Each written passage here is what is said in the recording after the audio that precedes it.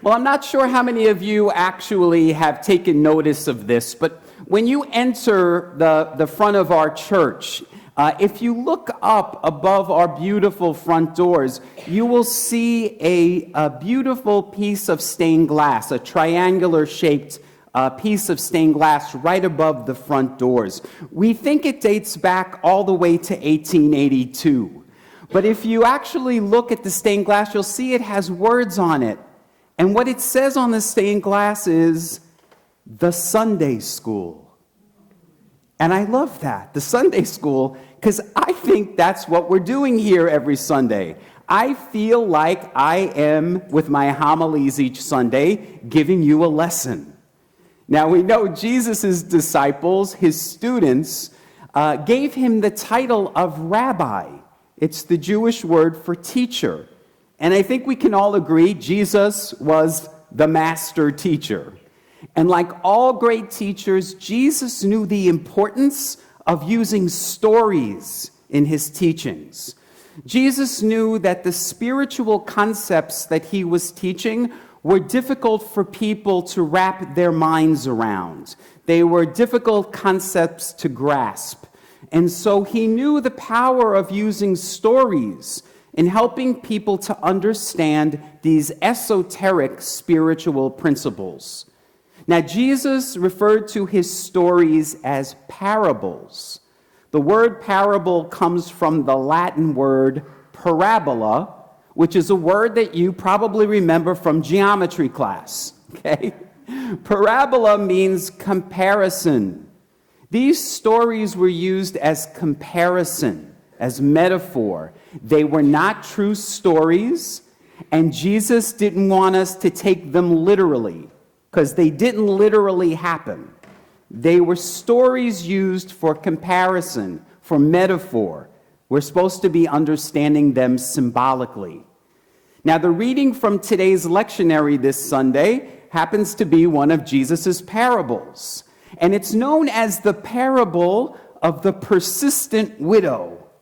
It's not one of Jesus' more famous parables. Maybe you've never even heard it before.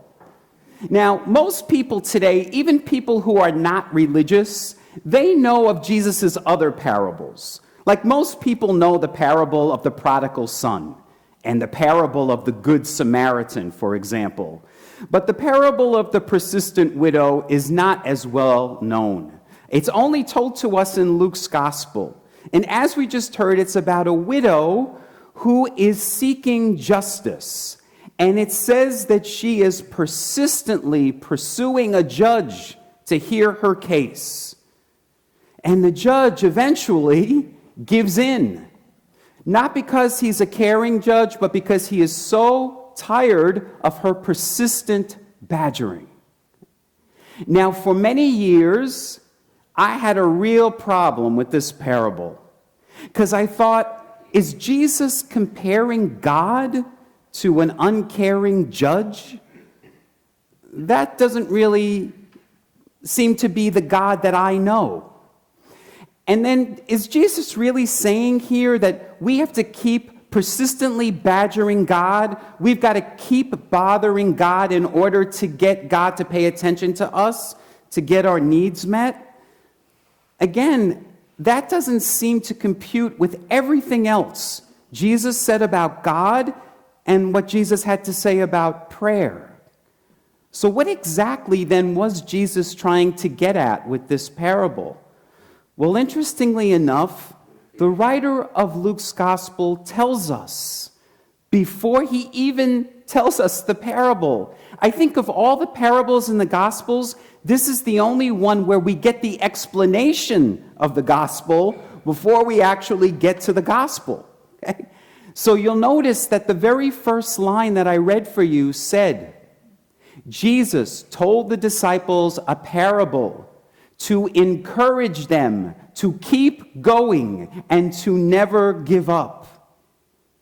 That's what this parable is about. It's not about God being an uncaring judge that we have to keep badgering God in order to get our needs met. Jesus is trying to encourage the disciples. Jesus knew that after he died, the disciples were going to face a lot of resistance, a lot of rejection, and that they were going to be persecuted. And so Jesus was trying to let them know, keep going. Don't give up. Just like the persistent widow, she never gave up in her quest for justice. Even though she kept getting rejected and ignored, she kept coming back. Now, she is just one of the many persistent, brave, and bold women in the Gospels. So think about people like Mary Magdalene. Think about the woman at the well who boldly spoke to Jesus. Think, for example, of the Canaanite woman who kept coming to seek some help for her daughter, even though she kept being ignored and pushed away. Think of the woman who boldly reached out and touched Jesus' garments. Or think of the woman who poured the perfume from the alabaster jar onto Jesus without permission. These women were brave and courageous. Think about it. In Jesus' day, women were supposed to know their place. They were not supposed to be vocal. They were supposed to be silent. Women were considered property of men. In the first century, women were basically powerless in a patriarchal society.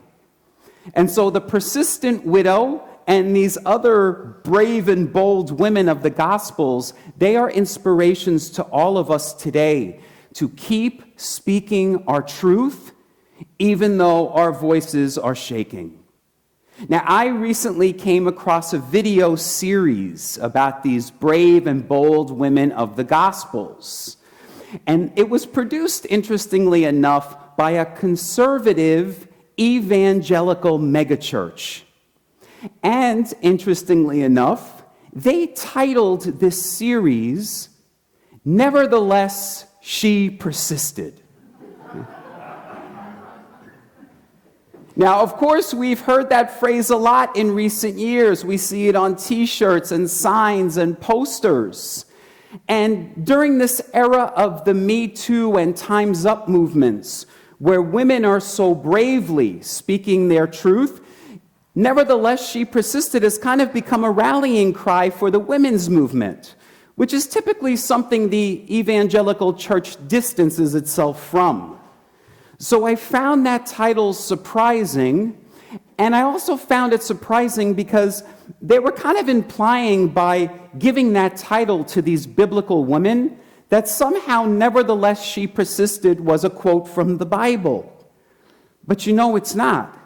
You know where that title came from. That title was uttered by Senate Majority Leader Mitch McConnell. In 2017, Senator Elizabeth Warren was silenced on the Senate floor. She was trying to read aloud. She was speaking against the confirmation of Jeff Sessions as Attorney General based on his civil rights record. And she was trying to read a letter from Coretta Scott King, and she was silenced. And later, Mitch McConnell said, "Senator Warren was warned, she was given an explanation, and nevertheless, she persisted." That's where that quote came from. It was a quote of warning to be silenced. But the women's movement has taken that back and has made it a quote, a phrase of empowerment, of speaking your truth. Now, regardless of your politics, I think we can all agree that our women leaders, who are often standing alone at a table full of men, be it in the boardroom or in the White House, they really demonstrate what it means to have the courage to speak truth, and they demonstrate to us the power of persistence.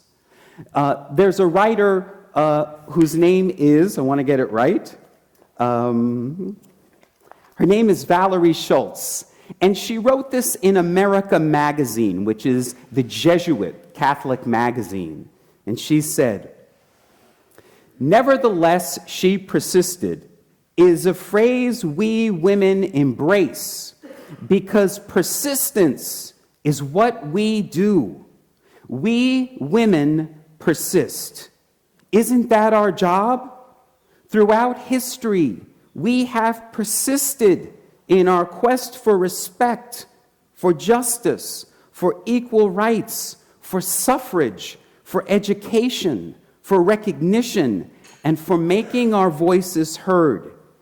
In the face of violence, of oppression, of ridicule, of belittlement, even of jail time, nevertheless, we have persisted. So to me, that's what the parable of the persistent widow is all about. It's about having that persistence, regardless of our gender, to keep speaking truth and to keep fighting for justice. Now, that's part of what this parable means for me. The other part has to do with prayer.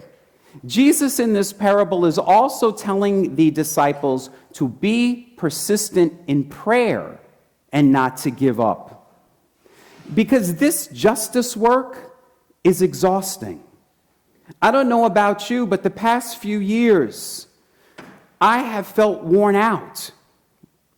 But Jesus is trying to tell us, make sure that in your work for justice, make sure that as you continue to speak truth to the powers that be, that you are persistent and consistent in your prayer practice.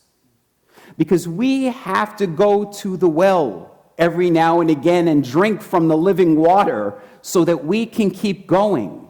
If not, we'll be worn out. We'll just want to give up. We'll give up hope. That's what prayer is. Prayer is, again, as we heard this morning from Richard Rohr, it's not about asking God for things. It's about remembering that God's presence and power and protection is always with us. And it's just relaxing in that presence so that we can, again, go back out into the world and seek justice. Now, Father Richard Rohr says we do not need to attain the presence of God because we're already totally in the presence of God. The only thing lacking is our awareness. That to me is what prayer is. We are becoming aware that the presence and the power is with us and within us. We don't have to use any words. As Scripture says, be still and know that I am God. And I've shared with all of you before that my meditation chair, I often refer to it as my recharging station.